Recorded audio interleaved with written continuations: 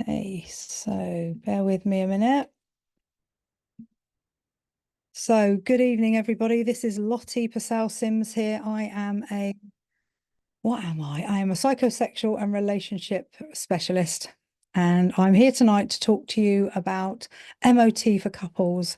And this is the live that I do once a month, the last Tuesday of every month, talking about anything to do with couples or individuals, for therapists or couples that want to hear about how to enhance their relationships, individuals to gain a relationship or to find that piece of life and pleasure that they want for themselves. So tonight I'm going to focus on MOT for a relationship. And the reason I'm going to be doing that is because I am going to be launching, starting from the first Monday in October, little tiny snippets of a relationship foundation, repair, opportunities to think about your relationship in different ways. And this will be weekly for 3 months. So that will be happening on the first Monday of October, for every Monday after that, for 3 months. And they're just little tiny snippets for you to think about your relationship and how it's going, and maybe do a bit of an MOT as you go along. But tonight is going to be the start of that. This is going to be the MOT, to talk about how your relationship is going. So my analogy will be a car, okay? Because I really love cars. So when we think about our relationship is supposed to change over time. And if we feel like we don't like the changes, we then do a behavior to stop change, which could be stonewalling, defensiveness, criticism. And we don't want to find out what the next step for that relationship is. And we want to grow with it. With the evolution of a relationship is really, really important.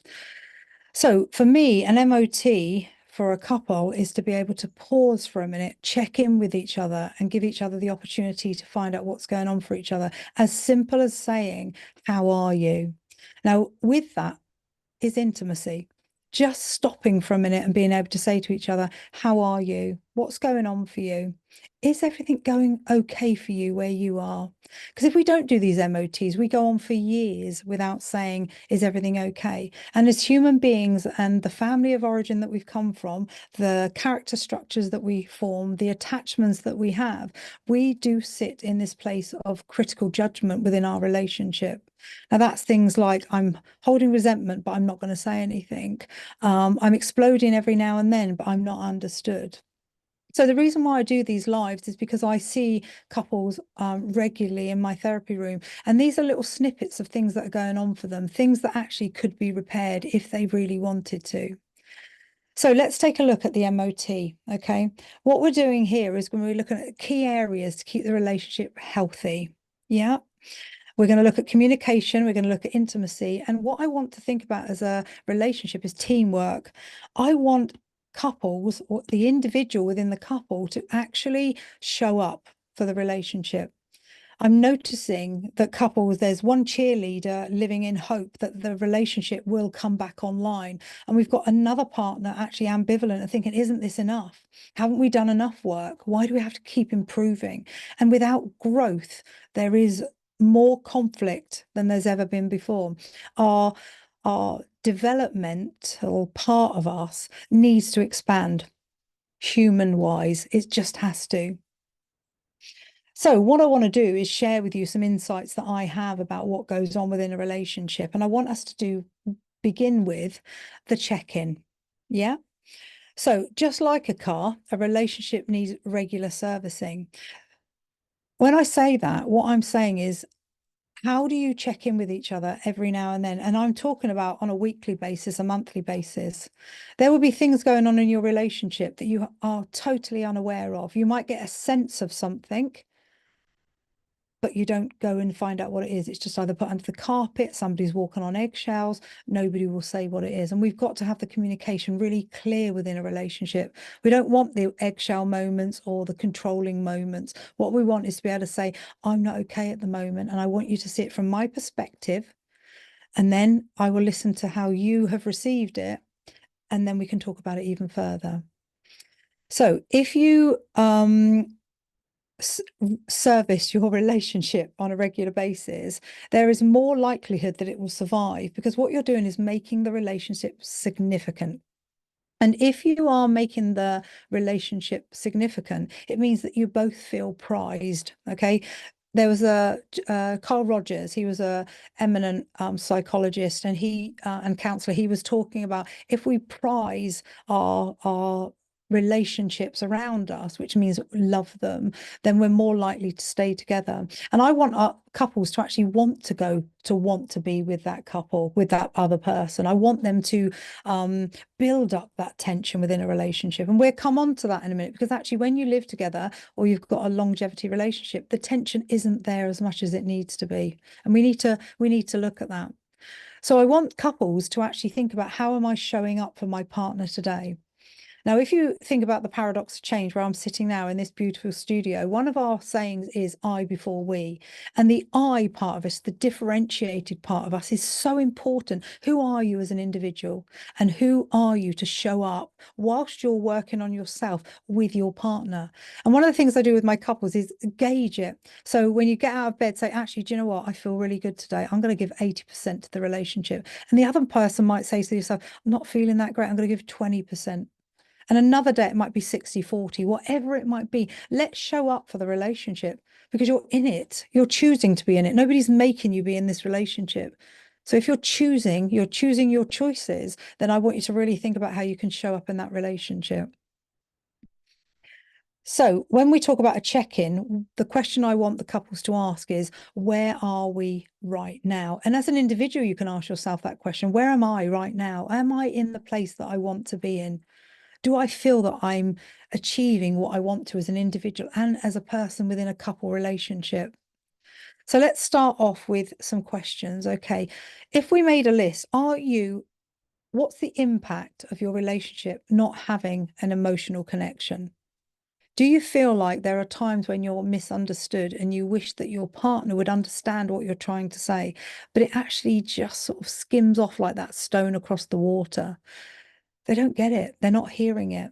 An emotional connection is the most important thing that we value within a relationship. So when you think about the beginning of a relationship with the limerence, the loved up stage, we really aren't focusing on that emotional connection. There's a lustful connection. It's not something we're going, I need an emotional connection with you, because we then choose that partner, we go forward, we solidify the relationship with engagement or marriage or partnership, and we then think of it as, this is it, children, jobs, careers, and everything. There will come a time when you want your partner to really understand you. And I'm always talking about, it's not the one, it's, are you the person that I can rely on when I am not emotionally myself, or I'm actually having things around me that are affecting me emotionally? Are you the one that would just drop everything and be there for me?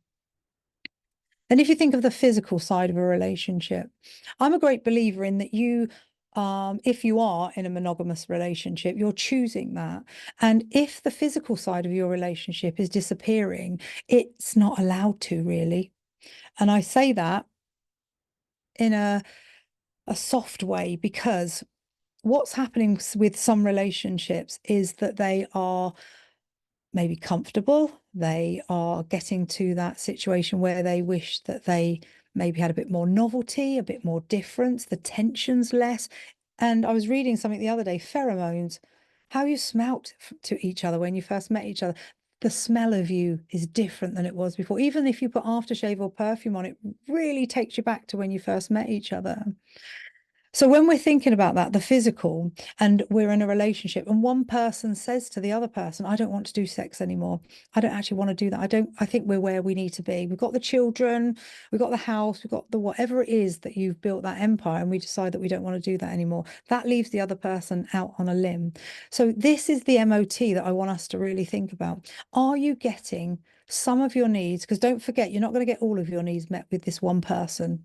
You've got to look at what's available to you and what's most important to you. So emotionally, am I getting the needs that I need? Physically, am I being made significant within the relationship? What are you doing for yourself? So even though the MOT is about with a couple, it's about each other. you've got to still do that inner child work. You've got to think about, right, okay, how am I acting in this relationship? What am I giving in this relationship? Even as an individual, what am I giving myself? Am I nourishing myself enough? Am I nourishing the relationships that I have around me? And as a couple, I want you to think how nourishing you can be for each other. And then I always talk about the spiritual need, being able to talk about that part of you that comes to a place of, we are so tiny in the and insignificant in the world that we are in. It's huge, the cosmos and all that. And I'm not a great, I don't understand all of that, to be honest. But there is a spiritual, there is a higher power that we can actually attain to. And that doesn't mean it has to be God. It can be something different to that. And I want us to really think about that. Are you attuned to each other in a spiritual way? Does one person think that it's doesn't exist and it's all airy fairy, and the other person is really thinking, I want calmer in my life, I want a calmer life, I want to be able to meditate, I want to feel the feelings that I have without them being put to one side. So the MOT is quite multitasking or multifaceted, really. And I want us to really think about encouraging each other to look at the basics first of all. Okay, so we've looked at the list of the things that can help us towards that. But what we're looking at the base is communication. We always hear this same thing, communication is the key. But if we have a deficit in communication, we are first of all missing out on something that we would want to hear, but also being able to acknowledge the other person, to respond. So, as I always say, the message that you're trying to get across is your responsibility. And when it lands with the other person and they answer you with that clarity and the responsibility, or responsive to the message, then there's more of a chemical connection with both of you. So communication is the key to being able to become closer. And interestingly enough, communication and intimacy seem to walk out the door at the same time, because we don't talk about the needs that we wish we had, or ask for the needs that we didn't have as a child and we want them now. And also we deny ourselves that opportunity to be less fearful, go towards, have courage. You are allowed to have a voice in a relationship. If there's something not quite right, it's got to be spoken about. And the MOT is about conflict is growth trying to happen. And most of the couples I see come from a conflict deficit family of origin. There wasn't shouting. There's probably quite a lot of silence. If you were going to make a fuss, you were told to be less than. So if you think about that in a relationship sense, you really wouldn't be able to ask for your needs to be met. It would be either dismissed or rejected or abandoned. And that's the last feeling that you want to feel.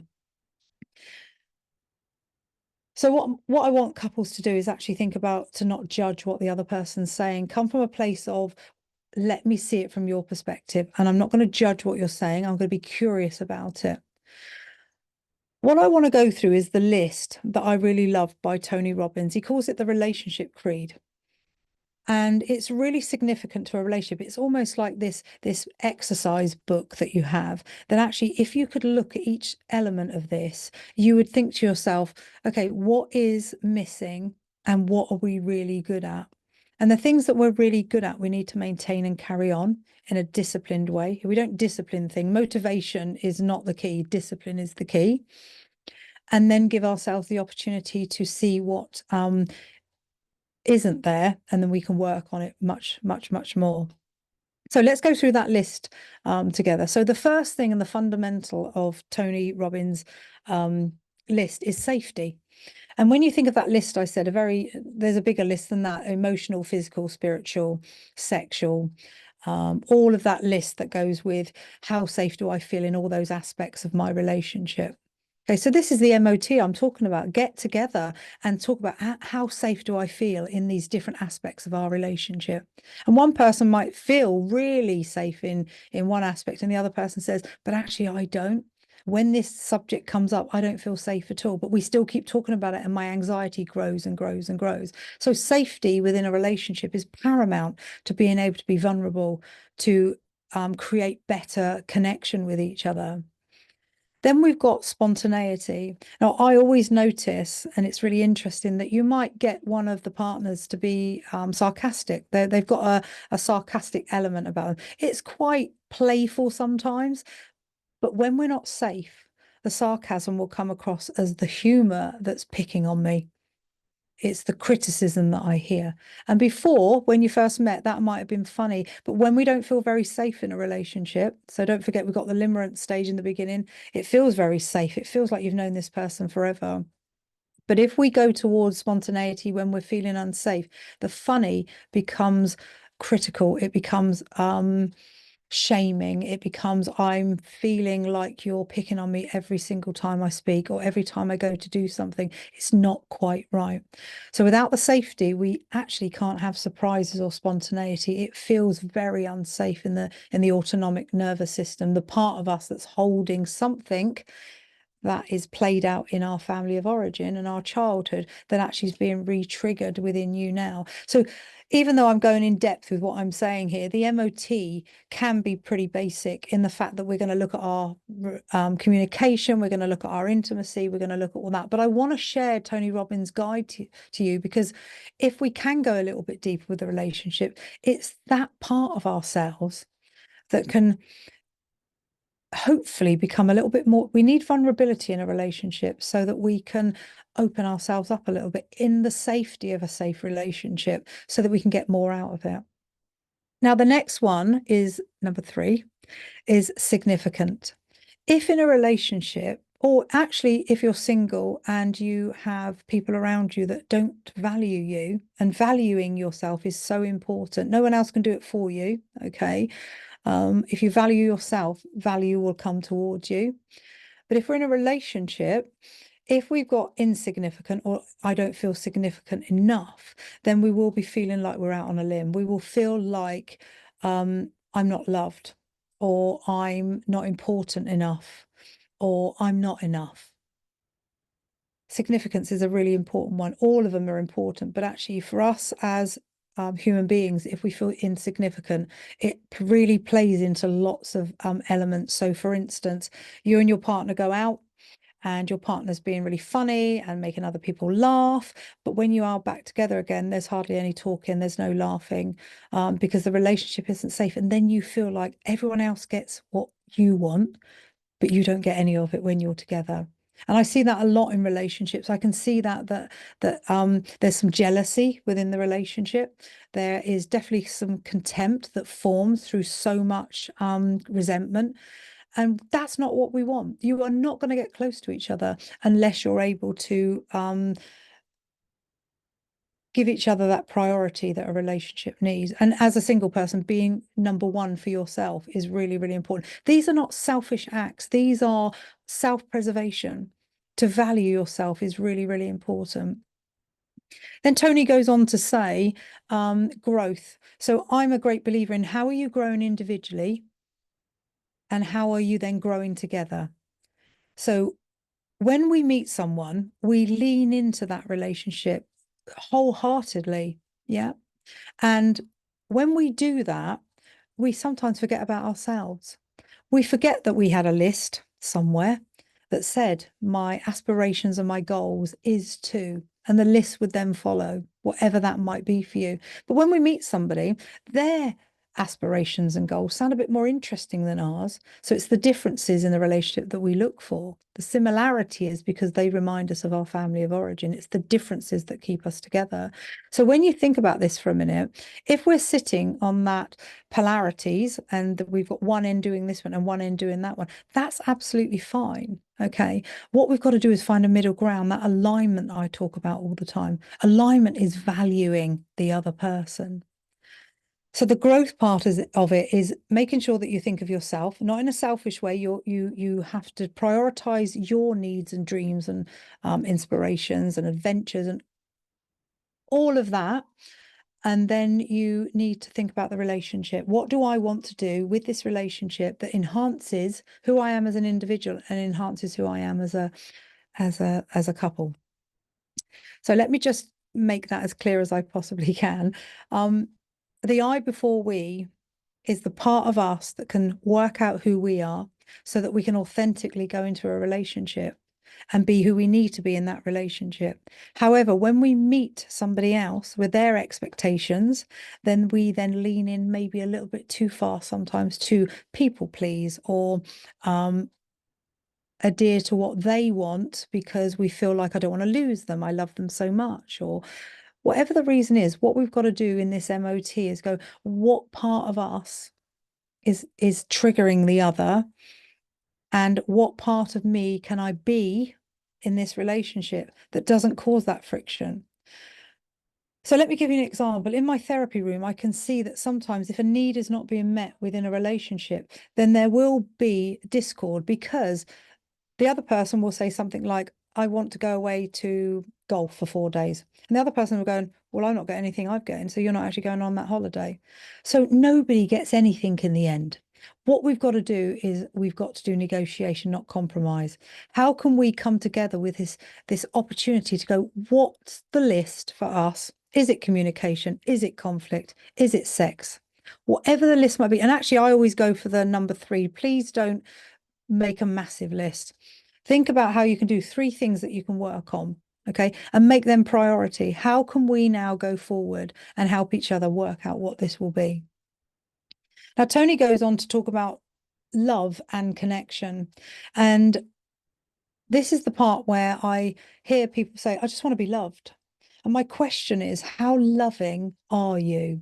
So you're wanting to somebody to come towards you to be loving, but how loving are you? If you're not in a good place in the relationship, and you definitely need an MOT for sure, then what's happened to you?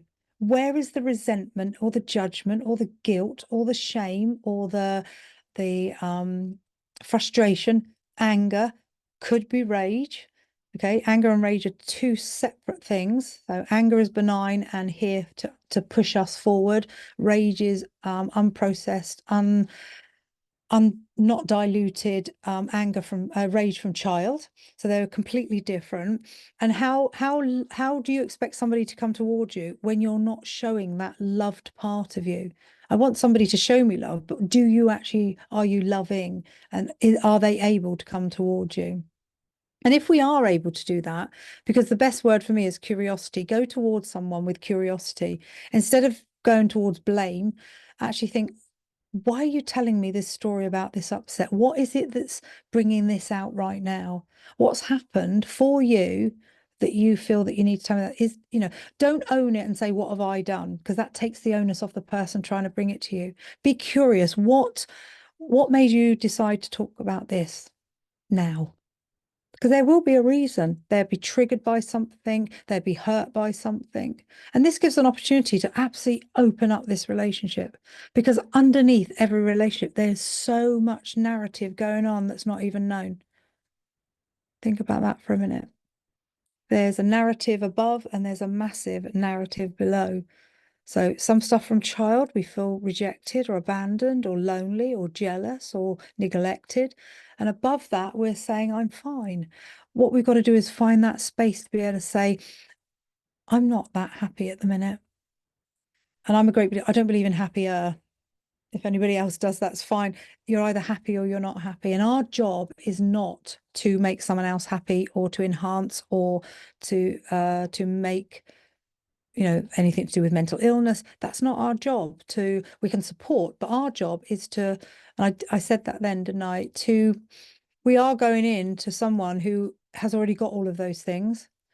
We're enhancing it. We've got our own package of stuff that we are okay with, and they've got theirs. And then as a couple, we go in to enhance that. And that's really important. We're not there to rescue each other. So when we think about the MOT, we need to think about the connection. How close do I feel to my partner? Okay, so let me just finish Tony Robbins first. He talks about, and this is my favorite, okay, I'm going to tell you something really weird in a minute. He talks about love and connection. Okay, the more loving you are, the more you'll receive if you've got somebody that's a cheerleader with you. The connection comes from being loving. What connection do you want? What sort of love have you got? Is it care, love? Is it in love or I love? What is it that you're actually looking at from your partner? What sort of love is it? Is it now flatmate love? Is it, where have you got to with that concept of how you're loving each other? And then Tony Robbins talks about, and he's done a lot of this, contribution above yourself. And I absolutely adore this. To serve, I think, is really, really important. We do live in a world, and I'm going to contradict myself slightly. The I part of us is the differentiated stuff that we need to work on, okay, for us to be holistic, a whole person. But if we come from a place of I selfish instead of self-preservation, we are too entrenched in our own wants and needs. Contribution above yourself is being able to do something. Yes, you will get a warm feeling from it. There is no way that you won't get something from it, but having the opportunity to give something above yourself. So when I've counseled people and we've talked about contribution above themselves, I had a couple that went off to build a latrine in Gambia. And this is quite a while ago now. And they weren't in a very good place, but they said, let's go and do something above ourselves. We're just entrenched in this misery with each other. And when they got out there, and on the plane, they hardly spoke to each other. They got out there. It was an organized thing. It wasn't something they were just going out there. And when they got there was a bit of tin and a few bits of wood and some nails that had been used before. And they had to talk to each other. They had to work out how they were going to make this latrine for the people of where they were, helping them, not themselves. And it was like, is this it? Is this all the materials we got? It was. That's all that was there. So they had to talk to each other. And that was the start of them going, why are we arguing? What are we arguing for? What's the reason we keep arguing? What do you want from me and what do I want from you? So Tony Robbins is great. He's the energy that he exudes is infectious. So if you ever get a chance to listen to him or see any of his shows, please do. So let's just do a little sort of inspection of the playbook. What I want you to think about is break the relationship down into clear areas. I want you to think about connection, first of all. Do we feel close? Okay. Do you still share time and laughter with each other? When's the last time you laughed with each other? What did that feel like? Was it spontaneous? If it's spontaneous, actually at that moment in time, did you feel really safe with your partner? Then we're looking at communication. Are we truly listening to each other? So there's active listening coming from the other person's perspective, or pseudo listening. I'm going to listen to the radio, the television, the children, and look at my phone at the same time. And I know you're still talking to me. That's pseudo listening. We need to stop that. If somebody wants to speak to you, I want them to prep you and go, I need to speak to you in about 15 minutes. Are you free to have a chat with me? No phones, no kids, no TV, no radio, nothing else going on. Total eye contact. What do you need from me? That's pure, clear communication. And then waiting for a response. And that might be, I've only just heard this. Can I think about it? Yeah, how long do you need? Okay, let me think about it for a couple of hours and I'll come back to you. Absolutely great. Do you feel heard in a relationship? And that's a big one. Do you feel heard? You might be saying loads of stuff, but do you actually feel heard in this relationship? Have you got a voice within this relationship? Because we all need to have a voice in a relationship. There's a lovely thing called the Imago dialogue. It's very well known. And it's an opportunity for you as a couple to sit together and slowly go through how to speak to each other. I'm going to give you a little demonstration. Obviously, being on my own, it's not that easy, but it would look like this. I feel frustrated when you don't empty the dishwasher. What I've heard you say is you feel frustrated when I don't empty the dishwasher. Is that correct? Yes, that's correct. Is there anything else on this subject? No. I am sorry that I don't empty the dishwasher and I feel like I have neglected that.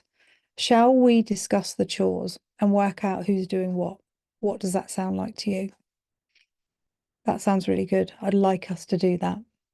So if you notice throughout that dialogue, there's three elements to it. There is the emotion, which was frustration. There is the strap line. What I've heard you say is, and then there's empathy. Now, a Margot dialogue is not just one dialogue like that.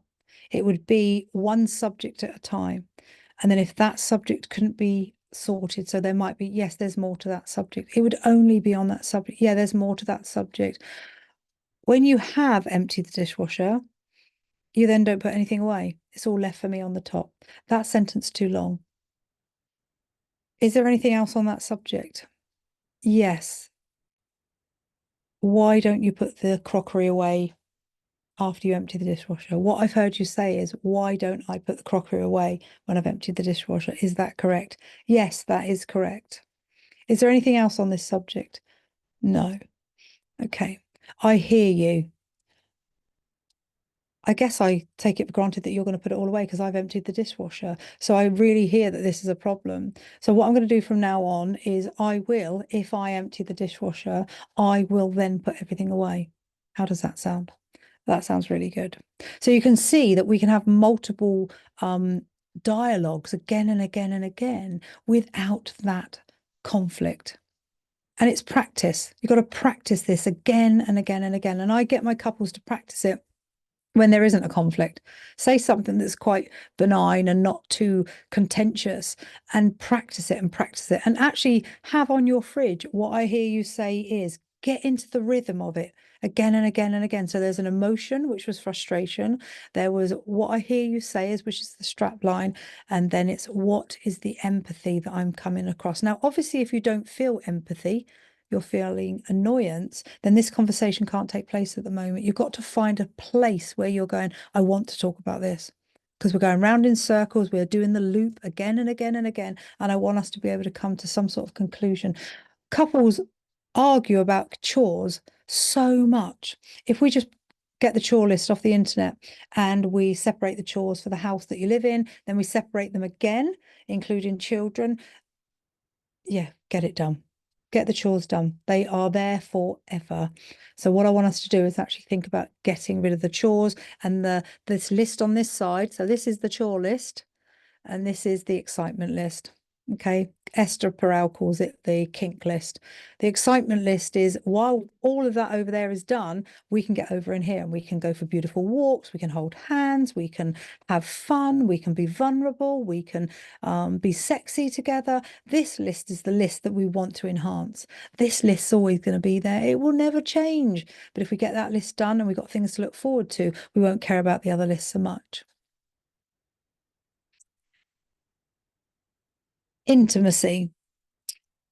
Okay, intimacy is so important, and it isn't in the bedroom. Intimacy starts off anywhere, with your partner, with yourself. It's so important to be kind to yourself, and it's so important for your partners to be kind to each other. Intimacy can start off with a slight touch of the shoulder, or a little text throughout the day, or something done that you would normally do. So if we think about love languages for a minute, you know, acts of service, you would normally come back in and do the cooking, and the cooking's done. These beautiful little opportunities to invest in the relationship in an intimate way warms the relationship up to want to go towards more. That doesn't mean, I'm just talking about intimacy at the moment, not sex. Wanting more intimacy, wanting more connection, wanting to be next to your partner. If you notice, I'm using the word want. Want to want to be wanted. It is so, so important. And that's when we feel neglected, if we don't feel like we're wanted. Also, I want us to do an MOT on, is the sex that we're having meeting our needs? Okay. It might be, and that's fine, but our arousal circuits are flatlining some of the time if we're doing the same thing. What we want to do is introduce something a little bit different. That might be a position, that might be feathers, that might be hot or cold stones. It might be whatever you can think of that would be a little bit more inviting. It's interesting. I did wrote an article today on how to make your bedroom sexy. And it's really important to make that nest, because being able to go into a really uncluttered bedroom with beautiful smells and maybe candles and better lighting and all that sort of thing, being able to say, right, okay, you know, we're messing about for the week. It's getting to the weekend. Let's get in that lovely silk sheets, Egyptian cotton, whatever it might be. Make an effort to make that place a really snuggly place that you both want to be. And like I always say, make sure you've got a lock on the door at the top so the children can't lock themselves in or in there with you. So yeah, the MOT would be going, is there enough touch? Is there enough affection between us? Where has it gone and why don't we do it anymore? Is the sex meeting our needs? And can be quite a difficult conversation to have. We're not being critical. We're just saying what we're doing, I want to change it a little bit. I want to add something to it. And who has switched off? Because I do believe that if you're choosing the relationship, you're choosing friendship, intimacy, and sex. That's the contract. If somebody opts out, then we've got a problem. One person needs then to be celibate and they don't really know what to do with themselves. They're not choosing to stop having that intimacy and sex, but somebody's switched that off. So that is a conversation to have. And then I'm going to talk about shared goals. Okay. Are you pulling in the same direction with money, family, lifestyle, and the vision of I? Okay. So like I've said before, we need the vision of I. Differentiation makes you a whole person. It makes you less frustrated in the life that you have. But are you pulling in the same direction? Have you got the same goals and desires? A relationship vision is really important. And the word vision is the important bit. Are you looking through the same lens? Is one person thinking, I'm going to live in Portugal when we retire, and another person thinking, I'm never going to leave England? We need to have a direction that we're both going in at the same time. And then we need to look at how we repair. One of the things that a lot of people don't know how to do is they are really good at arguing, they're really good at sulking, and they're really good at chucking it under the carpet and not bothering with it anymore. And in the MOT, I want us to really think about your conflict style. What is your conflict style? Is it competitive? Is it compromising? Is it appeasing? Whatever one it might be. Okay, so I look at Thompson and Kilmer conflict styles. Whatever it might be, if it's you're doing this with each other, you're not getting anywhere. It's because the conflict styles are not in line with each other. So usually people who come to therapy are competitive. They want to be heard, they want to get their own way, they want to win. If each person is saying the same thing, there is not that wiggle room or that gap, even for the therapist to change that, but also for them to go, why can't I negotiate? Why have I got to win? How was I loved as a child? Was I loved by achievement? Do I need to win to prove that I can be lovable? So we need to look at all that so that we can actually think about what is it that I'm doing in this relationship? What am I arguing for? So the MOT gives us a really good opportunity to ask each other these questions and don't overload each other. Say, let's ask 3 questions each.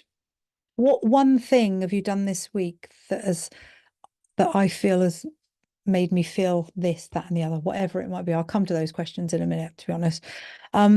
So yeah, find out what that might be. Just do 3 questions each and do it maybe fortnightly. You're not going to do an MOT all the time. Start off really investigating the MOT, and then you're probably going to do it every 3 months just to check in with each other. And it won't be like vast like this. It will be really intimate. How are you?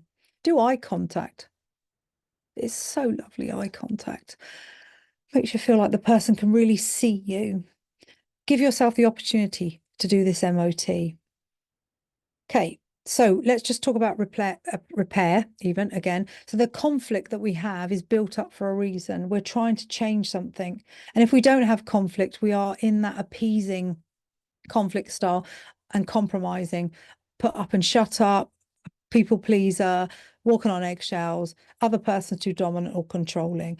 I don't think I have a voice. So we've got to find a way to maintain this opportunity to directly go towards. So Christine Dunkley, who was a supervisor of mine years ago, fantastic woman, she used to talk about the pain barrier, and she says you cannot go over it or round it. You've got to go through it. And that's what relationships are about. Even though we are suffering sometimes in relationship, the suffering is growth trying to happen. It's actually something is being said that's not working. And we can ignore it if you like. You can put it under the carpet, but it will do a loop. It will keep coming back. And even though it feels like a different story again and again and again, it's the same story. It's just with a different bow on it. So let's do a bit of an action plan here. Every MOT that you do on a car ends with a report and the next steps. So the advisories. Yeah. So let's ask, what's one thing you can change or level up this week? What would that be? So what's one thing, not three things in this case, one thing that you could change within your relationship, take ownership of it and level up this week? I want you to keep it small. It doesn't have to be practical. It can be an emotional or physical or spiritual, whatever that place you're in. And it could be planning something like a date night. When I first started therapy, date nights were all night. They start off getting dressed up and you're tired and you've got to put perfume on and have a shower and go out and be pleasant. And by the time you got to the front door, you'd argued about something because the expectation of sex was very high. And if you weren't getting on with each other, that was the last thing one of you wanted to do. Date night for me is 1 hour. It's just 1 hour of choosing something because if we boundary time, we're more likely to have an intensive process with it to make the most of it. And I love alphabet dating. So choose the letter if you're A and they're B the following week or a month. Think of something with that letter. It gives guidance. Nobody has to think too much about it. There's been some lovely alphabet dating. I had a couple that the lady was really fed up with her husband, doesn't really think he knows me very well. And he had C, the letter C. And he went back to the house. He told her to go out for a couple of hours and he decorated the whole of the living room with crayons and pens and books and paper and everything to do with arts and craft, which it was our absolute love. Came back to therapy and she was like, I don't want to argue anymore. He sees me, he gets me, he hears me, he understands me. And that was 1 hour of being able to say, let's crayon together, let's color in together. It can be as simple as that to bring us back into connection. Agreeing on tech time. This is a big thing. That article I wrote today, it said, name one thing that kills passion. It's fighting for the attention of the TV. Who's going to be left out? What program are you watching that you're not interested in? Where is the romance in the bedroom? It's all connected to the TV. How can we agree on tech-free time? So I've agreed, I've done a contract with a couple of mine, and they've put like a little chest of drawers outside their bedroom, and their phones go in the drawer. They don't have their phones in the bedroom anymore. They don't have a TV in the bedroom anymore because they can feel that neglect that they're having for each other because they're just looking at the screen all the time. And this doom scrolling, if you come off your thing, what did you learn? What did you see? What did you get? Can't remember. There was so much of it. Let's concentrate on relationships. So what I want to read out to you now is what I call Smart Couples Reflection Worksheet. Okay. And in your MOT, I've given you quite a lot, really, like the Tony Robbins and the Imago dialogue to be able to speak to each other. I've talked about how you can do a beginning, a middle, and end. So really thinking about the physical and the emotional and all of that. I've talked about how you can do a connection and the communication and how that works for you. We've also just talked about how we can do an action plan, the MOT, the report, what we're checking in with each other. What's the next steps for us? And there's always got to be next steps for us, absolutely every single time. So let's do the SMART couples reflection worksheet. So S, speak the truth. Okay, when they come into my therapy room, I say, this is the place for truth. Just speak from that authentic you. So let's talk about, when was the last time you told your partner something that was hard to say but important for you to express? I'm going to read that to you again. When was the last time you told your partner something that was hard to say but important for you to express? So if it's important to you, it's important to the relationship, because you will just harbor that and hold that and build resentment. Resentment doesn't fade, it stacks. I've had people say to me 20 years ago, I remember my husband, he said to me, I didn't look very nice in that dress. And vice versa. My wife said to me years ago that they remember it because it hurt, but they didn't say anything, they let it go. It will be stacked, it won't be forgotten. The next one would, what do you tend to hold back from saying and why? That's my question to you. Why do you hold back? What do you think is going to happen? As a child, you couldn't rock the boat, maybe. I recognize that. Don't rock the boat. Don't upset anybody. I'm a recovering people pleaser myself, so I totally get that. But why is it that I would sit in that place now that I wouldn't have my voice? I wouldn't. I would say my authentic self of where I'm coming from. What do you tend to hold back and from saying and why? If your partner could truly hear you without judgment, what would you want them to know about you right now? So this is the part, speak the truth is what we call focus. Honesty, vulnerability, and emotional safety, which is what I was talking about with Tony Robbins. We've got to feel safe to be able to become vulnerable. And our partner, when they hear vulnerability, have got to hold it like it's a precious something. Not ever use it in an argument later on, because that person has trusted you with that information. Then we're going to go on to M, mind the gaps. So what we're going to do is identify disconnections between the needs, wants, and reality of the relationship. Where do you feel most in sync with your partner, and where do you feel out of step? So notice your relationship. If you're feeling like you're skipping along and everything's going really well, stand back or become a helicopter and look in and go, this feels great. What is it we're doing that makes this feel great? You've come out of the power struggle that you might have been in for quite a long time, and you've let go of something. I don't know what that is, but you've let go of something. And there's a moment of real sort of connection and happiness. Now, there might be guilt in that because you suddenly stop doing it and you go, oh, I remember we're supposed to be not okay with each other. But try and look in when you are having those happy moments. Really engage with them and actually think about, what would you want to say to your partner in those moments? Like, isn't this lovely? We are belly laughing and giggling with each other, like maybe we used to be. Where did we lose each other along the way? What happened? I always look at a relationship, however long they've been together, and then I go back 5 years. What was happening 5 years ago to this relationship? Because we don't suddenly feel like this. It's a accumulation of thoughts and feelings and behavior that takes us to the place that we are now. Let's look at A, acknowledge the cost, recognizing compromises, trade-offs, and silent resentments. What are you currently compromising on that feels acceptable, and what compromises feel like they are costing you too much? I've never liked the word compromise. It feels like I've just given up or given in. I like the word negotiate. So what is it that you're doing in your relationship that once you've said yes to it, you wish you hadn't? And it's interesting. I find that people think, oh, I can't go back on it. You can always review a relationship. You can always say, yesterday I said I'd definitely do that. Today I don't feel like I want to. And give a reason. It's because I'm feeling like there's not enough being given to me, or I'm feeling like there's no significance, or I'm not feeling safe enough, whatever it might be. If we're feeling like we're compromising ourselves, resentment again will build up. When you feel resentful, what's usually underneath that feeling?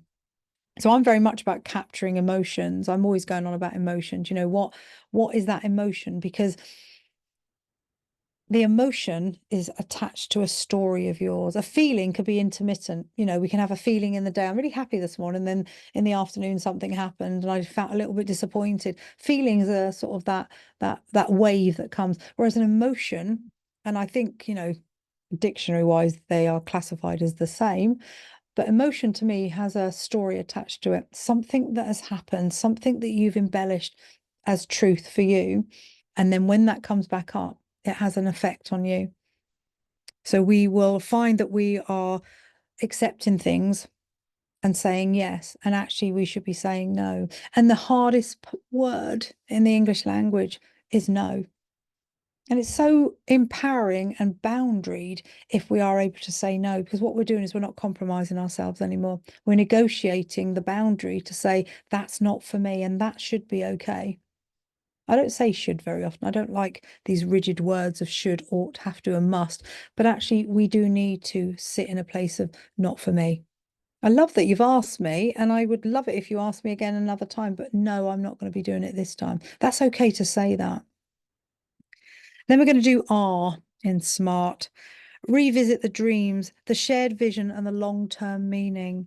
When you first met, what dreams or visions for the future did you share? Which of these are still alive? Where have they gone if they're not apparent anymore? What were they in the first place? Maybe write them down on a piece of paper. Maybe write them separately on squares of paper to see if either of you remember any of them. Because you might have been together 20 years now, and you're thinking, what were our dreams and aspirations together? What list did we make back then? And let's see if we can revive some of them, but see if any of them are still alive. Some of these goals are still apparent. Some of them will want to be seen and fulfilled. If there was no obstacle with time, money, and fear, what would your ideal relationship look like and feel like? I wasn't going to read that question out because I think it feels very, very big.